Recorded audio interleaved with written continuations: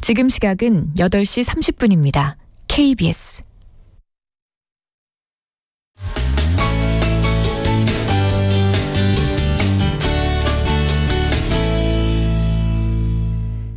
전종철 기자가 진행하는 특집 KBS 1라디오 오늘.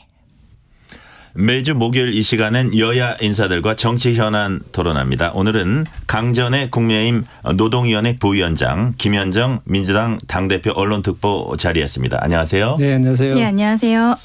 이번 주 우리 테이블에는 큰 정치 뉴스가 두 개 있네요. 여당 대표의 사퇴 그리고 야당 전 대표의 신당 창당 공식화. 우선 김기현 국민의힘 대표가 사퇴했습니다. 사퇴 이유는 뭔지 그리고 어떤 의미 있는지 좀 짚어주세요. 일단 저는 그 윤석열 대통령을 면담했잖아요. 김기현 대표가 또 이뇨한 혁신위원장과도 만나고 그래서 그냥 김기현 체제는 유지하면서 적정한 시점에서 이제 불출마 선언을 할 것이다 이렇게 예상을 했었는데 갑자기 장제원 이제 의원이 불출마 선언을 하면서 상황이 급반전된 것 같아요. 그래서 부득이하게 이제 그리고 이제 그동안에 보수 언론이라든지 또 패널이라든지 그리고 이제 윤심을 잘 대변한다는 최고위원인 김병민 최고라든지 장해찬 최고가 계속해서 사퇴 요구를 했었거든요. 그래서 결국은 그 장제원 의원이 불출마 선언을 하면서 등 떠밀려서 사퇴할 수밖에 없는 상황이 된 것 같아요. 이게 결국은 그 시기를 놓치는 바람에 명분과 실리 둘 다 잃지 않았나 이런 생각을 해봅니다. 지금은 근데 이제 김기현 전 대표가 본인이 당대표로서의 직을 내려놓겠다라는 이야기만 했지 울산에서의 불출마라든지 아니면 뭐 험지에서 출마하겠다든지 지금 거기에 대한 의견을 밝힌 거는 아니거든요. 근데 저는 만약에 이분이 무언가를 내려놓는다라고 하면은 당대표직을 내려놓을 거라는 생각을 좀 했어요. 지난 대선 경선 과정에서 제가 이제 좀 영남 쪽의 지역구 당협 사무실들을 대부분 다 직접 방문을 했었거든요. 근데 울산에 가보면은요, 울산이 워낙 이제 보수세가 강하기도 하지만 지역구가 여러 개가 있습니다. 근데 어느 지역구를 가든 우리 지역 국회의원도 물론 잘 돼야겠지만 거기는 김기현 의원이 중앙에서 큰 인물이 되어야 된다는 게 지역이 거의 수건사업급이더라고요. 네, 아무래도 지난번에 또 울산시장 선거 개입 사건에서 그때는 이제 김기현 의원이 당시에는 좀 이제 피해자의 입장이기도 했고 지역에서는 우리 지역에서 정말 큰 인물인데 중앙에서 이렇게 대접을 못 받고 있다라는 생각을 갖고 있었어요. 그리고 이번에도 보면은요, 김기현 대표가 사퇴를 하기 전에 그때 이제 뭐 이런저런 이야기들이 나오니까 지역구 주민들이 김기현 울산에서 다시 출마를 해야 된다라는 또 이런 요구를 하기까지 했거든요. 그 울산에서의 분위기를 봤을 때 본인이 지금은 당대표이긴 하지만 당대표이기 이전에 이미 지역구를 가진 국회의원이란 말이에요. 그 지역구 주민들과의 약속이라든지 이런 라포들이 굉장히 중요하거든요. 그래서 이분이 내려놓는다고 생각하면은 당대표를 내려놓지 지역구를 내려놓을 것 같지는 않다. 그런 생각을 했습니다. 하태경 의원이 계속 이제 사퇴를 요구했었잖아요. 네. 그분이 뭐라 그랬냐면 울산 지역구 출마 정도는 좀 용인해줘야 되지 않나 했더니 자기가 너무 몰아붙여서 그런가 보다 봤더니 그분의 설명은 뭐냐면 울산 부울경 부산 울산 경남 지역에서 그 김기현 대표가 가진 어떤 정치적인 역량으로 어떤 승리를 이끌 수 있다. 이런 측면에선 활용해야 된다. 또 이런 얘기를 했어요. 맞아요. 비슷한 얘기 같아요. 강 네, 변호사님 맞습니다. 얘기하고. 김기현 대표는 사실 수도권이라든지 이제 중앙에 있는 분들이 생각하는 것보다 훨씬 막강한 그 영향력을 가지고 있거든요. 지난번에 이뇨한 혁신위원장이 혁신안을 낼 때 중진 의원들이 기득권을 내려놔야 된다. 험지 출마를 해야 된다라고 이야기를 할 때 약간 거기에 대해서 반대하는 의견들에서 하는 얘기가 뭐였냐면 그 지역구에서 분명히 어떤 역할을 해줄 수가 있는데 그런데 좀 어떤 기준 없이 이렇게 험지 출마해야 된다, 지역구 내려놔야 된다라고 이야기하는 것들에 대해서 반대하는 목소리들이 있었거든요. 그게 지금 진행자님께서 이야기하시는 부분과 좀 일맥상통하는 내용이지 않을까 생각합니다. 근데 한편으로는 그렇게 되면 처음부터 이렇게 사퇴를 하고 그렇게 딱 정리를 했었으면 딱 명분도 있고 딱 설명도 좀 됐을 텐데 어쨌든 지금 그 이뇨한 혁신위가 50%는 성공했다. 나머지 50%를 채워야 된다라고 했을 때 그 50%의 핵심은 거는 결국은 영남 중진들하고 지도부와 윤핵 간의 불출마가 있기 때문에 결국은 장제원 의원은 이제 윤핵 간을 대표해서 이제 불출마 선언을 한 것이라서 역시 여전히 중진 의원들에 대한 16명 있다더라고요. 그 중진 의원들의 불출마 또는 험지 출마가 계속 이어져 가야 되기 때문에 그거에 대해서 물꼬를 트는 그런 역할을 하는 그런 악역을 맡을 수밖에 없다라는 게 또 저 지배적인 의견이기도 한 것 같아요. 네. 지금 말씀하신 그 앞으로 이제 연이은 용퇴 이런 것은 있을 거라고 보세요?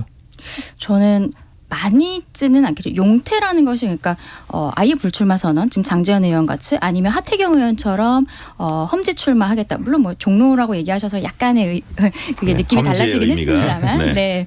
그런 부분이 있는데 아마도 저는 아예 불출마보다는 험지 출마 형태로 해가지고 하는 분들은 좀 계실 거라고 생각하는데 조금 더 지켜봐야 될 것 같습니다. 지금 김특보께서는 이제 타이밍 얘기를 이제 주로 하셨고요. 그래서 약간 빗발했다 이런 건데 방금 이제 출연하고 가신 이정현 전 정무수석 말씀은 결과적으로 받아들였고 그 당 대표직을 내려놨고 장제원 의원의 불출마도 있었고 그러는데 어쨌든 그 당시에 조기 종료할 때는 뭐 50%니 빈손이니 뭐 이렇게 종료라 그랬지만 결과적으로 인요한 혁신위가 계속 그 프레스를 줘가지고 이렇게 된 것이다. 그래서 그것도 대성공이다 이런 그 결과적으로 그런 말씀을 하셨어요. 그렇죠. 인요한 혁신위가 처음에 그 인요한 위원장이 부산에 가서 이준석 대표를 만나고 이럴 때만 해도 굉장히 분위기가 좀 달아오르고 있었는데 그 이후에 사실은 중진 의원들의 불출마라든지 험지 출마 이런 것들 요구를 하면서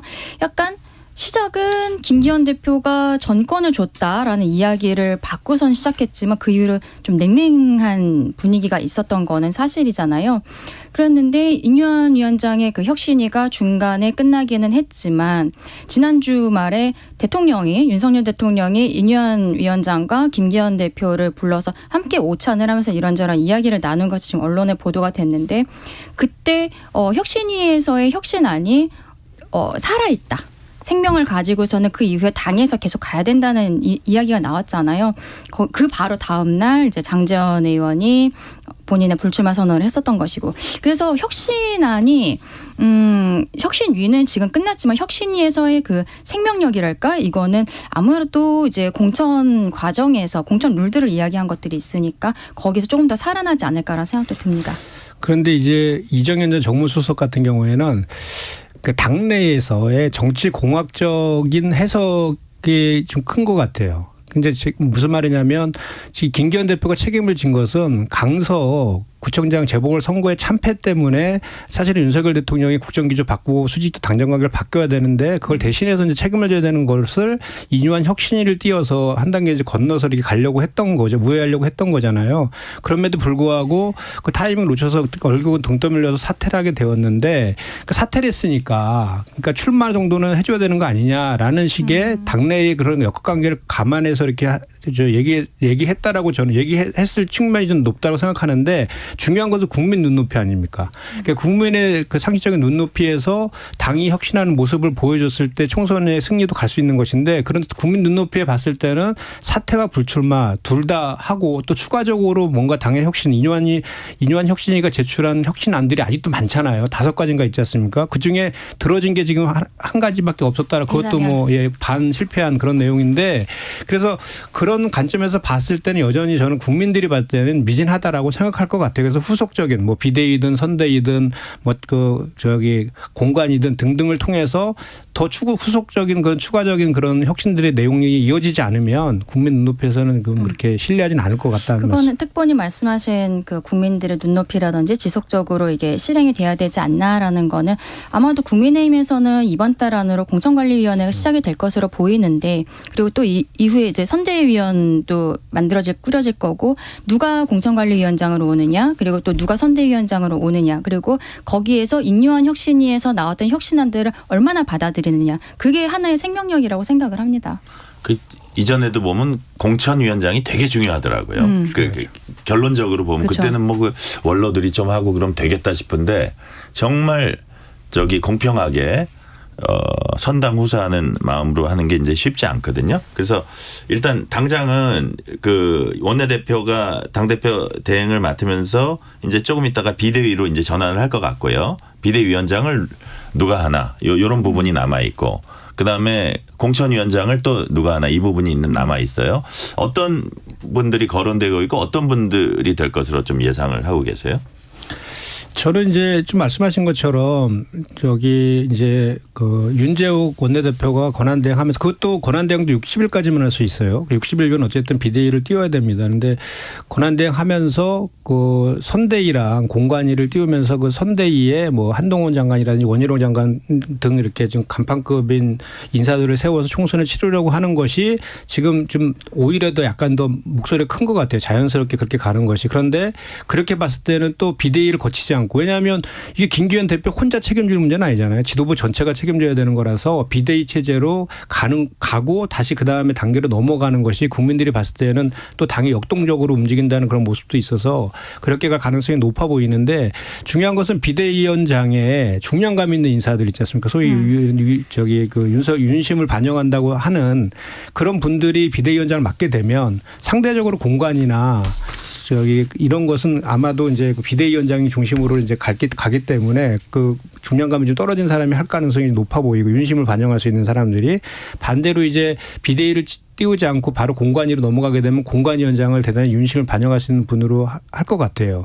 할 것 같은데 저는 이런 생각을 좀 해봐요. 그러니까 지금 사실 국민들은 다 알고 있잖아요. 지금 어쨌든 윤석열 그 정권 하에서 내년 총선은 이제 정권 심판으로 치러질 것인데 그리고 가장 지금 그 부각되고 있는 인물이 한동훈 장관 아닙니까? 그러면 그냥 국민의힘에서도 자꾸 이렇게 국민들은 다 알고 있는데 이미 자꾸 아닌 척하면서 다른 사람 세워놓고 한동훈 장관 자꾸 나중에 뭐 어떤 특정한 시점에 부각시켜가지고 이렇게 이런 전략 말고 그냥 지금부터 딱 그냥 비대위원장이든 선대위원장이든 딱 한동훈 장관을 딱 그냥 전면에 부각시킨 다음에 정면 승부를 하는 것도 좀 방법이라고 봐요. 안 그러면 자꾸 다른 사람을 세워놓고 이게 돌아서 가려면 또 문제가 생길 수 있는 여지가 또 재발될 수 있잖아요. 그래서 그런 것도 저는 한 방법이라고 생각합니다. 그리고 뭐 저희 민주당 입장에서도 이미 한동훈 장관을 상수로 보고 있는 거기 때문에 여야 간에 그 실제로 총선에서 그런 거 관련해서 정면 승부를 하는 것도 국민들한테는 뭐 저 국민들에 대한 또 도리가 아닐까 그런 생각도 합니다. 방금 나왔던 그 이정현 전 수석이 지금 말씀하신 한동훈 장관을 공천심사위원장으로 시키면 이게 최고의 승리의 길이다. 뭐 이렇게 말씀하셨어요. 어떻게 생각하세요? 한동훈 장관에 대해서는 계속적으로 이야기가 나오고 있는데 확된 거는 사실 그 얼마 전에 이준석 전 대표가 한동훈 비대위원장 설을 제기를 하면서 그 다음부터 뭐 한동훈 장관이 대구에서 몇 시간 동안 기차를 연기를 하면서까지 시민들과 사진을 찍어내게 언론에 크게 보도가 되고 있는데 네. 본인은 사실은 지금 가타부타 정확한 이야기를 하고 있지는 않지만 뭐 지금 우리 특보님 말씀하신 것처럼 뭐 여야 없이 한동훈 장관이 언젠가는 등판을 하지 않을까 국민들께서도 기다리고 계시는 것으로 보여지고요. 어쨌든 뭐 여론조사 같은 것이 나오고 있으니까. 그런데 지금 당장에 어저께 이제 김기현 전 대표가 사퇴를 했고 그렇다면은 시간적으로 뭐 전당대회를 하거나 이런 건 어렵기 때문에 비대위원 체제로 이제 갈 것으로 보이는데 한동훈 장관이 비대위원장으로 오기에는 지금 뭐 아직은 장관으로서의 직을 수행을 하고 있는 부분도 있고요. 그리고 국민들께서 부르고 계시지만 정치를 계속 해왔던 분이 아니거든요. 입각을 하시고서는 법무부 장관으로서 이제 국정을 본 것이지 본인이 여의도 정치를 했던 분은 아니란 말이에요. 그렇기 때문에 저는 조금 더 한동훈 장관에게는 시간이 필요하지 않을까 좀 그런 생각이 듭니다. 아, 그렇군요. 그 여당에서 이제 당대표와 친윤 핵심 의원이 사퇴 혹은 불출마 선언했다면 민주당에선 초선 의원들이 잇따라 불출마 선언을 최근에 했습니다. 홍성국, 이탄희 의원이 주인공인데 불출마 선언한 이유가 뭐였죠? 그러니까 홍성국 의원 같은 경우는 본인이 이제 그 증권맨으로서 좀 전문성이 경제 전문가잖아요. 근데 이제 들어와서 보니까 이 너무 있어요. 여간에 대립구도로만 가고 자기가 이제 하려고 했던 그런 것들이 좀 구현하기가 좀 쉽지 않겠다라는 판단을 했다라는 취지인 것 같고. 후진 정치 구조 뭐 이런 말을 했어요. 그럼에도 불구하고 자기가 이제 불출마는 하지만 계속해서 우리 민주당에 자기에 대한 정책 재원들은 계속 하겠다라고 했고요. 이탄희 의원 같은 경우는 이제 선거제도 관련해서 준연동형 비례대표제를 계속 좀 지켜달라라는 그거를 가지고 이제 지난번에는 험지 출마하겠다고 했었는데 이번에는 불출마로 다시 이렇게 해서 했습니다. 그래서 어쨌든 간에 이런 분들 같은 경우는 본인이 이제 딱 이렇게 명백한 이유를 가지고 이렇게 하고 또 이분들이 이제 불출마 선언을 하면서 뭐 우리 그 민주당이나 지도부에 뭐 타격을 가하거나 그런 건 아니지 않습니까? 그리고 또 본인들이 또 당을 걱정해서 두 분 공이 이낙연 전 대표에 대해서 탈당과 신당 창당하면 안 된다라고 또 이렇게 그런 의견까지도 더해져 있어서 그런 측면이 있고요. 그 외에도 지금 저희가 총 여섯 분이 지금 불출마 선언을 했습니다. 그래서 박병석 의원하고 이제 우상호 의원은 이미 했었고요. 그다음에 이제 그 강민정 의원하고 또 한 분이 더 있죠. 한 분이 더 있는 하여튼 그 초선의 네 분이시고 그리고 이제 홍익표 원내대표도 험지 출마를 선언한 그런 상태여가지고 다만 이제 저는 이제 이런 생각을 합니다. 이게 여당과 야당은 상황이 좀 틀리거든요. 그 여당이 대표가 사퇴했기 때문에 우리 야당 대표도 사퇴해야 된다 또는 뭐 우리 야당의 중진 의원들도 또 불출마 선언을 해야 된다 이렇게 그냥 딱 똑같은 등식으로 이렇게 주장할 건 아니라고 보는 게 일부 이제 그렇게 요구하는 의원들이 있더라고요. 네, 그러니까 왜냐하면 여와 야는 역할이 틀리거든요. 지금 이번에 여당에서 대표가 사퇴하고 뭐 불출마 선언하고 이런 것들은 강서구청장 재보궐선거 참패해서 민심을 읽지 못한 그거에 대한 책임을 지는 차원에서 하는 것이고 야당의 역할은 사실 정권에 대한 견제론 아니겠습니까? 그리고 지금 현재 민주당의 상황을 보면은 어쨌든 당 대표에 대한 사법 리스크를 많이 얘기했지만 지난번에 영장도 기각됐었고 보궐선거에서 저희가 또 큰 차이로 또 승리도 했었잖아요. 그래서 우리 민주당 같은 경우에는 오히려 그 당의 지금 당의 통합과 단결을 좀 시키는 것 그리고 그 안에서 제도적인 당 혁신을 가져가는 것이 저는 그 방점을 좀 줘야 된다고 보고요. 당연히 그 뭐 중진이라든지 3선 이상의 의원들께서 자발적으로 불출마라든지 또는 험지 출마하겠다 이런 선언들이 이어지면 또 더해져서 더 금사첨화의 효과는 있겠죠. 예.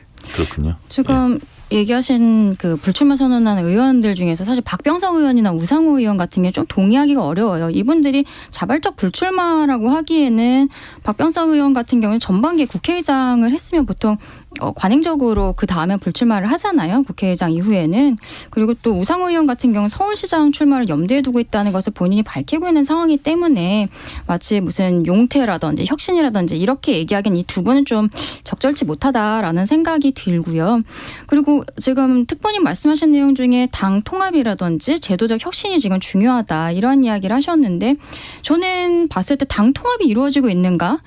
민주당에서 이상민 의원이 문제 제기를 하고 이제 결국에는 탈당에 이르게 됐는데 그 과정에서 이재명 대표가 한 번의 그 대화의 노력도 없었단 말이에요. 그리고 지금 네 분의 그 원칙과 상식에서도 이런저런 이야기를 하고 당내 민주주의를 다시 세워야 된다 이런 이야기들을 하고 있거든요.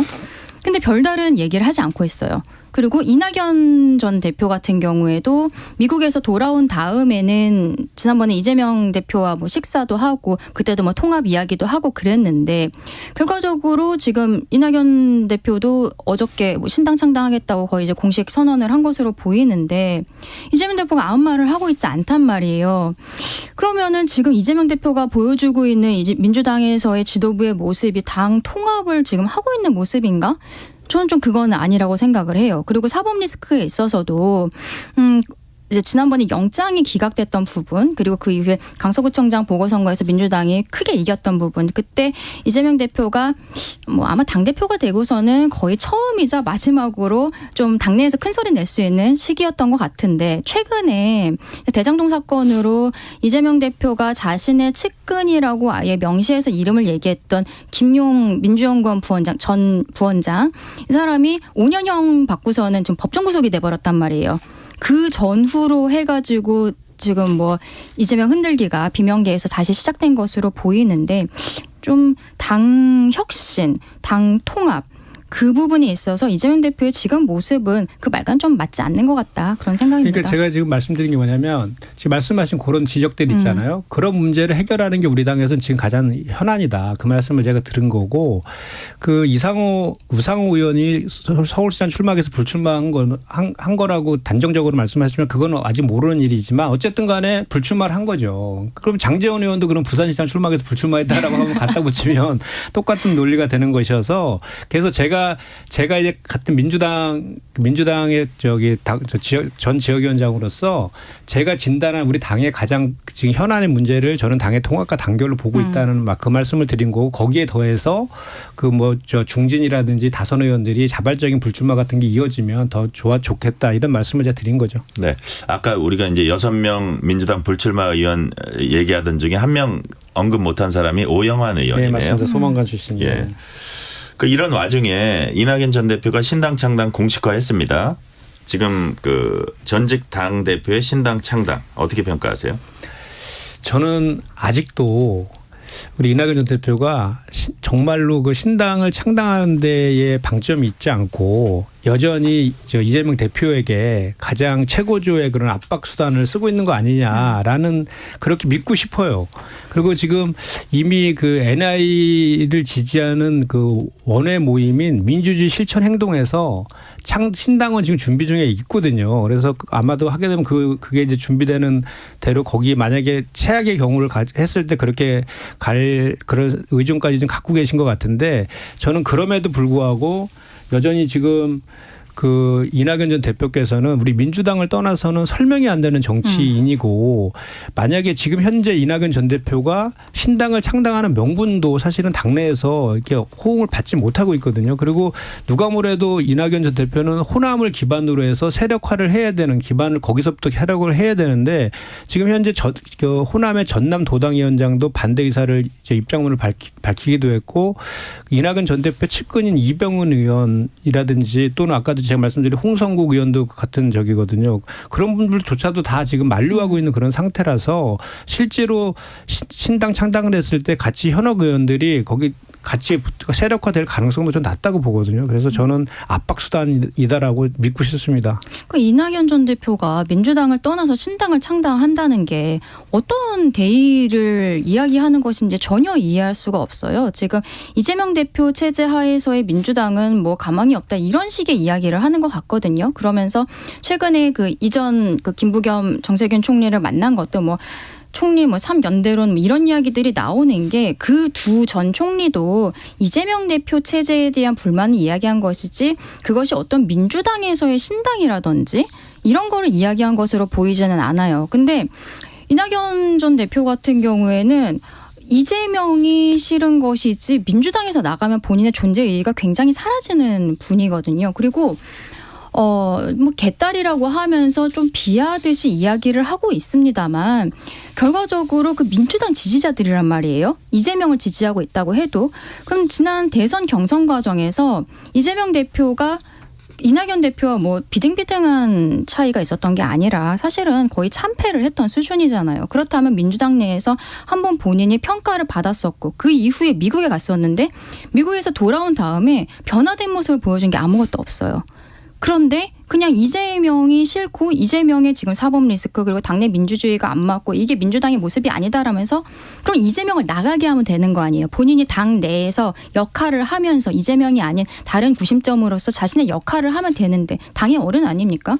신당을 한다는 건 말이 안 되고, 지금 만약에 나가서 신당을 하잖아요. 그러면 이낙연 대표는 언젠가 다시 돌아옵니다. 근데 돌아왔을 때는 다시는 본인이 주류로 갈 수가 없어요. 저는 이분이 지금 신당 창당은 거의 유승민 전 의원과 비슷한 노선을 가게 될 수 있다. 나갔다가 돌아오면은 다시는 그 지지자들에게 사랑받기가 어렵거든요. 지난번 경선 과정에서도 보면은 이재명 대표의 사법 리스크가 그전부터 있었습니다만, 이낙연 대표 측에서 굉장히 크게 문제 제기를 했고, 대장동 사건들, 그리고 그게 이제 국민의힘에서 받아서 진행이 됐던 거잖아요. 민주당 지지자들이 그거를 기억을 하고 있는데, 이낙연 대표가 지금 나가서 신당한다? 특별히 말씀하신 것처럼 같이 할 의원이 얼마나 있을지도 모르겠고, 현실 가능성도 별로 없을 것 같고요.